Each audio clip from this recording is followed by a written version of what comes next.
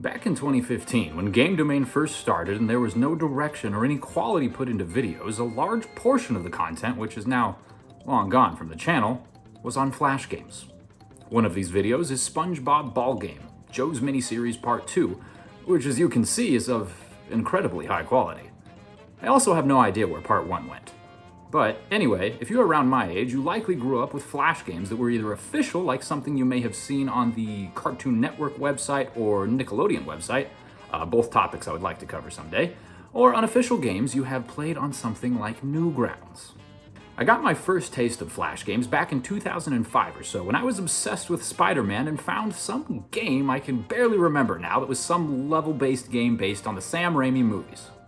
I played a few of these games on whatever website it was and then ventured off into playing games based on other IPs, until I found a game with an overall wearing plumber named Mario. That led me down a rabbit hole of Mario Flash games and got me into the actual Mario series with games like Super Mario 64 DS and the original New Super Mario Bros. But anyway, for this video, I just want to talk about some of my favorite Mario Flash games that I used to play back in the day. I'm going to start with one that I think is pretty underrated. It's Paper Mario World. I forgot about this game for the longest time, but then when I was like 13 and played the original Paper Mario for the first time, I heard the title theme and it immediately unlocked all the memories of younger me playing its Flash game counterpart. You start in World 1, known as Goomba Hills, and the story starts with a letter addressed to Mario by Peach, saying how she had been kidnapped by Bowser and needs rescuing. How original. Right off the bat, you can see that the visuals in this game are actually pretty good. The backgrounds are static, but they look nice, and all the actual characters and enemy designs look really clean. World 1 has two main sections, with the first being the typical grasslands that serve more as an introduction. They're just Goombas, bouncing ball things, and this spinning shell I used to always die to as a kid. Nothing too interesting in this part, but all that changes when you get to the underground. The game introduces Shadow Goombas, which are like Goombas, but in the shadows. It then goes really off the rails when you collect the glowing cap that doesn't actually change up the gameplay at all, but makes everything black and white and has Goombas raining down from the sky, making you have to avoid them. You soon reach the conclusion of the level where you have to face Doomba! Get it? It's like Goomba, but with Doom. All you have to do is just hit him with your hammer a few times while he's doing parkour all over the screen and you win. Well, no, not exactly. There's a World 2 which is like 3 times as long and is in the desert. I used to really struggle with this part and I'm not even sure if I ever even finished it, but overall, Paper Mario World is a really solid Flash game for what it is and really helped me get into the actual Paper Mario series. Next up, we have Super Mario Jump. It's an endless jumper that has Mario start on the ground and traverse his way up to space by bouncing on coins, enemies, and other power-ups. It's a really simple game, but can get quite addicting. The music is also really catchy, which is part of why I think I used to always come back to this one as a kid. The most frustrating part of this game has got to be dying while trying to get the platform under the pipe.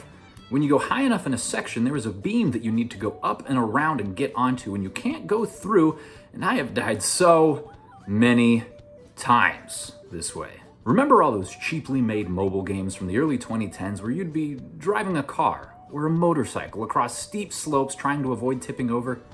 You'd try to do the sickest flips and 360 no-scope MLG epic plays? Well, Super Mario ATV is that, but with Mario. It literally puts a Paper Mario sprite on an ATV and has you collect stars traversing the Super Mario World landscape. To say the controls are iffy in this game would be an understatement. The level design also is not the best, but when you're like 8 years old, you really don't care. The levels do get progressively harder and you're incentivized to go back to older levels to try and collect more stars or get a quicker time. Replaying this game for this video, I definitely didn't have as much fun as I did back in the day, but it's worth a shot if you're bored and like this style of game. Staying on the subject of Mario and motor vehicles, as you can imagine, there are tons of Mario Kart themed Flash games, but the one I used to play the most was Mario Racing Tournament. It's a side-scrolling Mario Kart game that mixes in driving with a typical 2D Mario level design. You need to compete in different levels and try to win to move on. It has power-ups you'd expect like the mushroom or fire flower, but also some power-ups that haven't been in Mario Kart games like the feather, which allows you to fly. I'm gonna be completely honest, I remember this game a lot more fondly than I should. The controls are clunky as hell and the movements is super slow, especially when you run into a block, it just takes forever. I forgot about the name of this game, so it took me some time to find it, but I probably should have just left this one to my memories and not tried to create any new memories with it, since the quality is, as you can see, very lackluster. Mario Combat is one of the more popular Mario Flash games out there. It's exactly what it sounds like. You play as Mario and just fight Koopas until you reach Bowser, where you fight him. The controls are a bit wonky, as you may expect from a Flash game, but it looks really nice, like it's straight out of Super Mario World. Mario Combat is really short, however, like you can beat it in 5 minutes or less just rushing through. That didn't stop me from going back to it constantly as a kid, just because it was really satisfying, just beating up the Koopa Troopas instead of just jumping on them like a chump. The last game we have to talk about is the one literally every YouTuber brings up when talking about Mario Flash games, and that's for good reason. It's Super Mario 63. We actually did a video on it back in 2019 if you want to check it out. The story is quite simple. Mario goes to Peach's castle, Bowser and Magic Koopa show up and cause chaos, and Mario has to find Shine Sprites to restore the Power Orb. Simple enough, right? Well, the story is obviously not why someone would play this game, but it is because the amazing level design. It is basically a 2D Mario 64 with some Galaxy references like the orange launch stars and even the flood from Sunshine. And these graphics in the game are just spectacular and really reminiscent of Mario and Luigi Superstar Saga. As you can see on screen right now, these are the sprites from Mario with different versions of the flood. For a Flash game, there is just a great amount of detail. Each level really resembles its 64 counterpart. As for the music, well, it's music from 64, Galaxy, and Sunshine. Each of those games have incredible soundtracks, so there are no problems there at all. Like 64, you start off with Bob-omb Battlefield. You see a lot of familiar sights, such as the cave with the metal bars making it like a prison. You have the mountain where you have to climb up, dodging obstacles, and of course, King Bob-omb awaits you at the finish line. There is more to this level, however. You can collect silver stars in the clouds to make a Shine Sprite appear.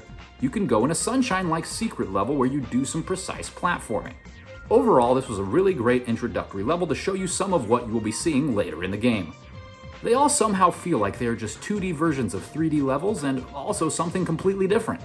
This is a full-on game, and it's amazing someone worked on all this for a game most people just played looking over their shoulder in class trying to make sure that the teacher didn't see. So, those are just some of the Mario Flash games I played as a kid, and there were so many more. But many of them I just couldn't find since I forgot the names of them. Maybe it's for the best, because not all of these games are up to the quality of Super Mario 63, or even Paper Mario World. Some things are better left in the past. Anyway, did you play any of these games? What were your favorite Mario Flash games? Let us know in the comments, and be sure to like, subscribe, and turn on the bell notification. This has been LP with Game Domain.